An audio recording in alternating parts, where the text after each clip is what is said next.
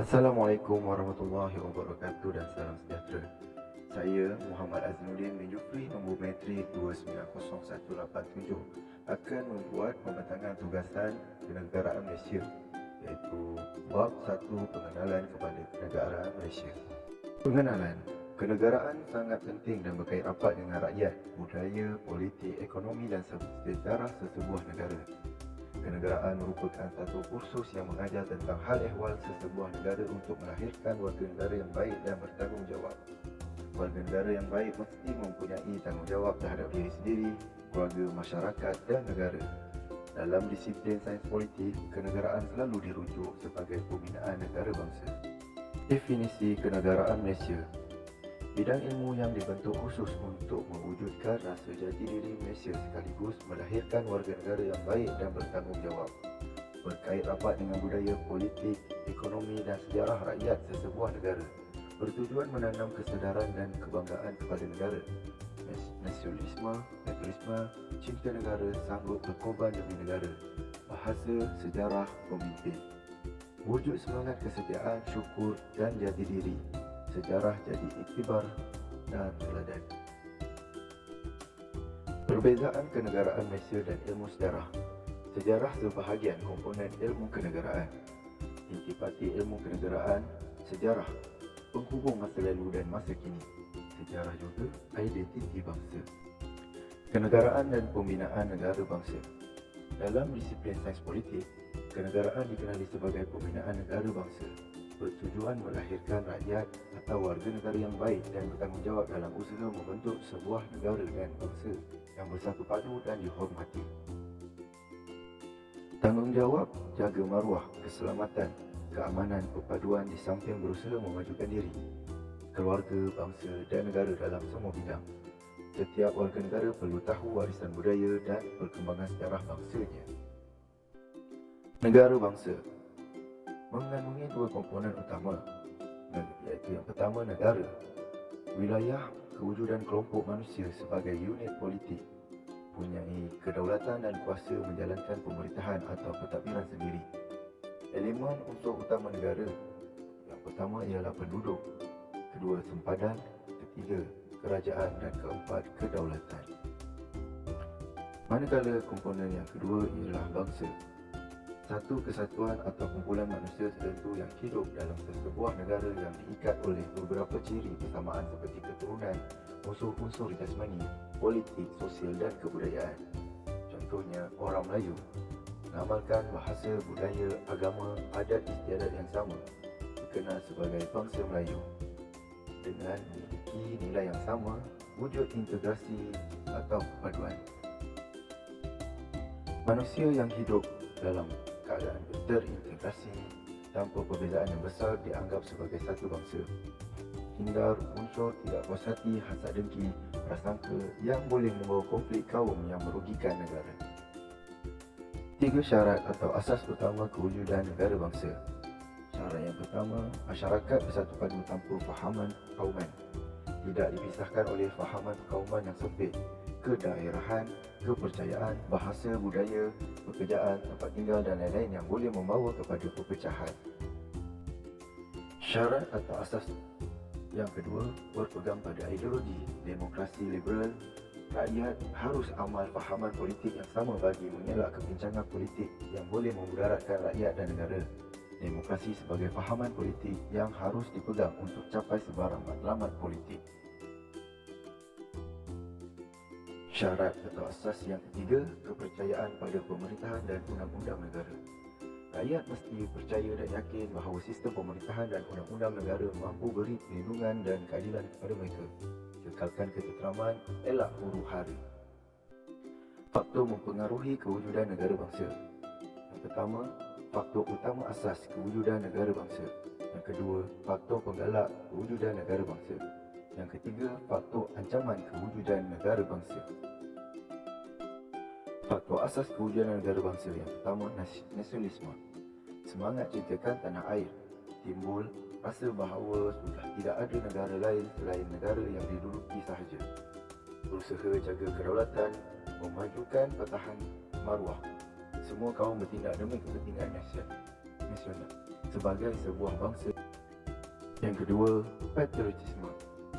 Semangat sanggup berkorban demi negara lahir daripada semangat nasionalisme yang tebal dalam diri. Waktu aman, tidak membiarkan negara mundur, usaha memajukan negara. Waktu perang, sanggup menggadaikan nyawa.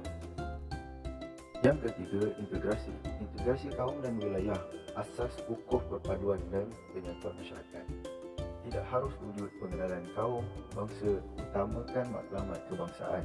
Contoh, kaum Melayu, Cina, India sepatutnya bangga dikenali sebagai bangsa Malaysia, bukan pengenalan mengikut kaum masing-masing. Faktor penggalak kewujudan negara bangsa. Pertama, nasionaliti. Ketanah airan, lambang bahawa negara itu dimiliki bersama. Menjadi identiti negara bangsa. Contoh, jalur gemilang diterima oleh semua kaum tanpa unsur paksaan. Lahir warga negara yang baik dan setia pada negara. Yang kedua, demokrasi. Berkait rapat dengan amalan politik. Slogan, kerajaan rakyat daripada rakyat untuk rakyat. Rakyat ambil bahagian untuk bentuk kerajaan. Faktor ancaman kewujudan negara bangsa. Pertama, globalisme. Dunia tanpa sepadan. Faktor ledakan teknologi maklumat. Ancaman pada negara bangsa. Hakis identiti ancaman musuh. Perlu ada semangat nasionalisme dan patriotisme yang tinggi. Yang kedua, neo-feudalisme. Feudal, raja berkuasa mutlak. Neo-feudalisme, kuasa pada mereka yang kuat. Ada wang, harta, pengaruh politik, ilmu pengetahuan, teknologi. Wujud kumpulan elit, aristokrat. Tindakan mereka boleh mempengaruhi sistem budaya, sosial dan politik negara. Ancaman pada demokrasi. Yang ketiga, liberalisme. Fahaman yang membolehkan individu bebas lakukan apa sahaja yang difikir perlu dan sesuai untuknya. Wujud sikap tamak, materialistik, penting diri sendiri. Kepentingan nasional terabai, ancam usaha pembentukan negara bangsa. Yang keempat, pluralisme. Kepelbagaian kaum, bertahan budaya dan kaum masing-masing.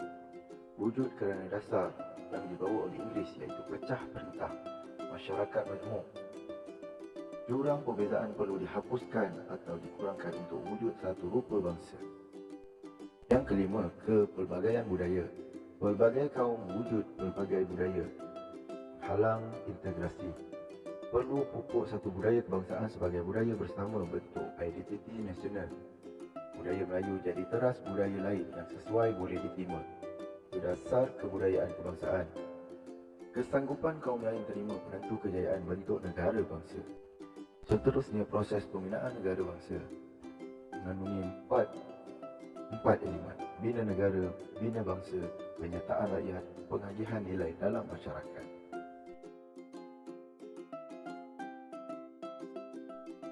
Proses pembinaan negara bangsa. Sejarah boleh menjamin kestabilan politik, ekonomi dan sosial. Bangkit rasa kepunyaan pada negara. Contoh, orang bukan Melayu dengan lapang dada akan terima Malaysia sebagai negaranya jika tahu pengorbanan orang Melayu dan UMNO masa pilihan raya 1955, iaitu pilihan raya yang pertama. Hakikatnya orang Melayu boleh menang pilihan raya tanpa perlu bekerjasama dengan MCA dan MSC kerana majoriti pengundi masa itu adalah Melayu. Haruslah berterima kasih kerana orang Melayu sanggup berkongsi kuasa. Orang Melayu pula tidak harus menafikan kewujudan masyarakat lain yang telah turut sama menyumbang kepada kemajuan dan kemakmuran negara sehingga ke hari ini. Toleransi mesti jadi kunci utama yang mesti dipegang oleh semua kaum di Malaysia untuk menjamin perpaduan dan keamanan kaum.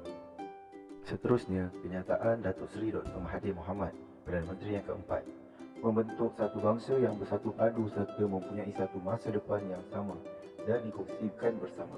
Bangsa ini mestilah sejahtera dan bersepadu, baik dari segi wilayah atau kumpulan etnik, hidup dalam keadaan harmoni dan berkongsi dengan cara yang sebenar serta adil. Bangsa ini hendaklah terdiri daripada satu bangsa Malaysia yang kesetiaan politiknya serta kebaktiannya tertumpu kepada bangsa tersebut. Seterusnya, pemahaman dan penghayatan. Kenapakah Malaysia perlu membentuk sebuah negara bangsa? Bagaimanakah cara untuk kita memupuk perasaan bangga dan sayang kepada negara? dan apa kunci utama memastikan perpaduan kaum di Malaysia tidak tergugat. Akhir sekali kesimpulan, ilmu kenegaraan memberi ruang kepada masyarakat menyedari kebutaan kepada hal ehwal negara sendiri akan membawa kemusnahan dan membantutkan perkembangan negara. Sekian pembentangan tugasan saya pada kali ini. Terima kasih dan Assalamualaikum.